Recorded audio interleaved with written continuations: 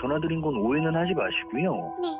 혹시 본인께서 이 두부의 통장을 개설을 하셔서 이 김성호 주범에게 불법적으로 금전 거래를 하시고 네. 본인의 통장을 고의적으로 양도를 하신 건지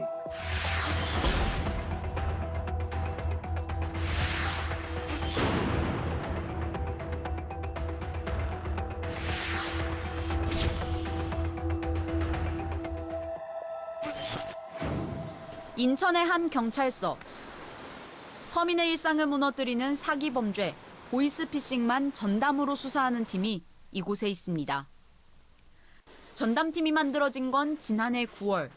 경력 20년이 넘는 베테랑 형사 황학선 팀장을 포함해 모두 5명의 형사가 매일 보이스피싱범의 뒤를 쫓고 있습니다. 너무 보이스피싱이 많으니까 보이스피싱 감당이 안 되는 거예요. 예전에는 다 불구속 수사를 하던데 우리 팀에서는 이제 구속 수사를 하는 걸 보고 이쪽 팀이 적당한 팀이겠구나 하면서 해서 이제 전임 서장님이 이제 만드는 거예요. 전담팀의 하루는 회의로 시작합니다. 관할 구역에서만 하루에 10대 건씩 발생하는 보이스피싱. 어느 사건부터 살피고 오늘은 누구를 쫓을지 결정하는 중요한 회의입니다. 그 체포영장 발부자 있잖아. 오늘 그 오전에 가서 근가로 가고 지금 미치도 거기 계속 그 자리에 나오잖아. 이제 오전에는 주로 이제 통복동, 오후에는 이제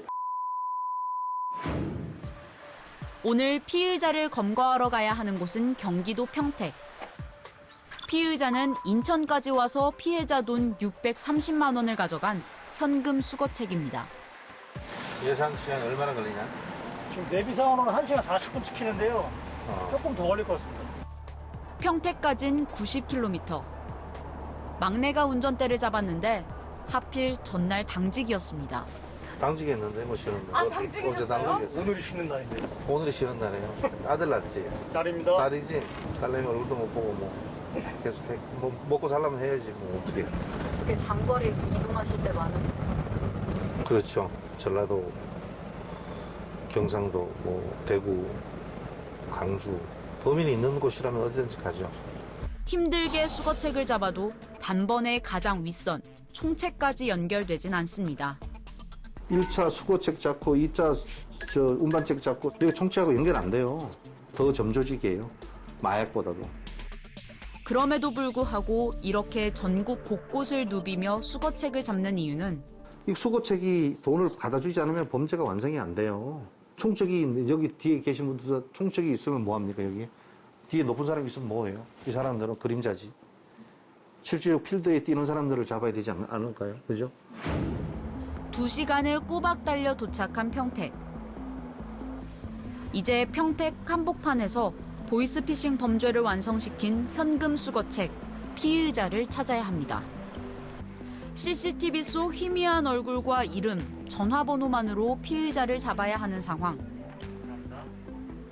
여기 뭐 연구가 없잖아. 여기 뜨고 거기 계속 번갈아면 뜨는데 주술 쪽으로 가보고 안 되면은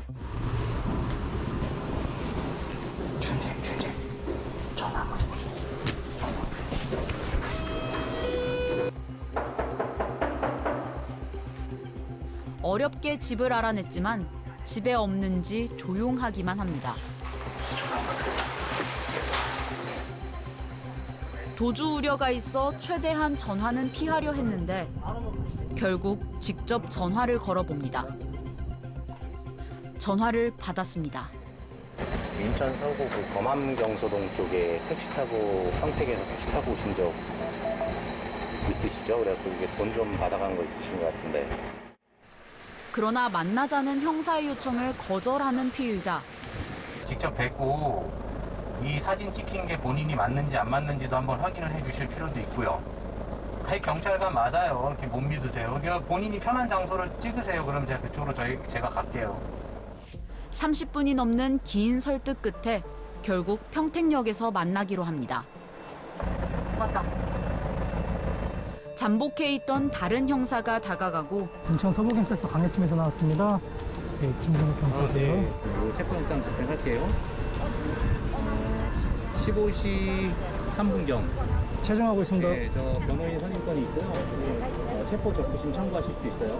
그 다음에 변명의 기회가 있으시고요. 그러니까 이제 일단은 저희랑 같이 가셔가지고 조사를 좀 받으셔야 돼요. 영장 집행한 거예요, 체포영장. 법원의 판사님이 발부하신 거고요. 드디어 체포됐습니다. 쉽게 잡은 거죠. 쉽게 잡은 거예요. 한 달 동안 가서 잡는 것도 그렇고. 조사 과정에서 다른 피해자에게 1,700만 원을 받아간 사실도 추가로 드러났습니다. 수법은 같았습니다. 전화 속 누군가가 낮은 금리로 대출해준다며 피해자를 꼬드겼고 피의자는 현금 수거책 역할을 한 겁니다. 피해자에게 돈만 받아간 피의자. 처벌은 얼마나 받을까요? 지난 2019년 기준 1심에서 유기징역을 선고받은 보이스피싱범은 36%에 불과했습니다. 경찰은 보이스피싱을 뿌리 뽑기 위해선 현금 수거책도 강력하게 처벌해야 한다고 강조합니다. 때가 너무 이렇게 들쑥날쑥한다는 거죠. 좀 짜증나요. 마약도 소지, 운반, 보관 다 처분하잖아요. 그 안에 내용이 뭐가 들었는지 상관하지 않아요. 내가 차를 타고 돈을 받아가지고 이 사람한테 저 사람한테 전해주는 방법이 있는데 그걸 나는 몰랐다고 말이 됩니까? 꼭 벌을 받아야 된다고 생각해요. 아예 보이스피싱 수사만 담당하는 전담팀도 모든 경찰서에 마련돼야 한다고 지적합니다. 한 달에 4명에서 6명 정도는 매달 구속을 시켰어요. 그러면 그 정도를 하려면은 일주일 내내 그냥 구속영장 신청한다고 보면 돼요. 그러면 자기 생활이 없죠. 이거 뭐 사실 전담팀을 해서 잘했다 이렇게 생각을 하죠. 지난해 보이스피싱 피해액은 무려 7천억 원. 어눌한 말투로 검사를 사칭하던 옛날 방법에서 벗어나 최근엔 낮은 금리로 돈을 빌려준다며 통장 속 돈을 빼가는 수법이 부쩍 늘었습니다.